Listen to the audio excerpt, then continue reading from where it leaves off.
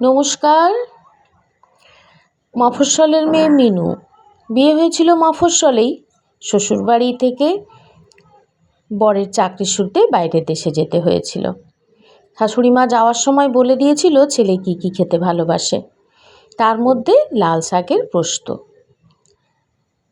মিনু বাজারে গিয়ে একদিন লাল শাক পেয়েও গেল, বাড়িতে নিয়ে এসে পোস্ত বানাবে।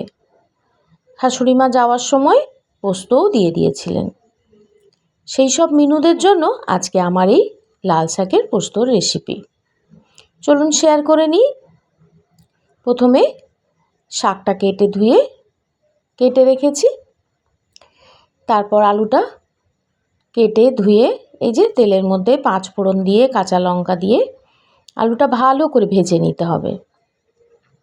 নুন দিয়ে দিলাম আলুতেই। এটা একটা টিপস, শাকের ওপরে যদি নুন দেওয়া হয় তাহলে নুনটা অনেক সময় শাকের ওপর ঢেলা হয়ে থেকে যাওয়ার সম্ভাবনা থাকে।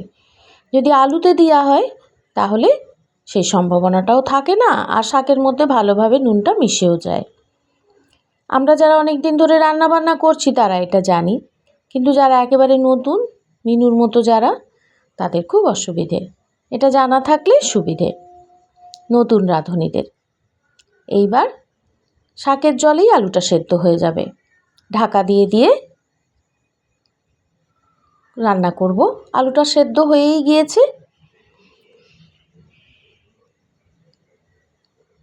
তারপর পোস্তটা বেটে রেখেছিলাম, পোস্তটা দিয়ে দিলাম। পোস্তটা দিয়ে নাড়াচাড়া করে ঝালটা পরিমাণ মতো, যে যেমন লঙ্কা খায় পোস্তর সঙ্গে বেটেও দিতে পারে। আমি কিন্তু টমেটো আর পোস্তটাই বেটে নিয়েছিলাম। লঙ্কাটা গোটা দিয়েছিলাম কারণ আমার বাড়িতে সবাই ঝাল খায় না। কিছুক্ষণের জন্য ঢাকা দিয়ে রেখে দেবো। হয়ে গেছে লাল শাকের আলু দিয়ে পোস্ত। পরিবেশন করে দিই। ভিডিও ভালো লাগলে লাইক, শেয়ার, সাবস্ক্রাইব করে আমার সঙ্গে থাকবেন সবাই।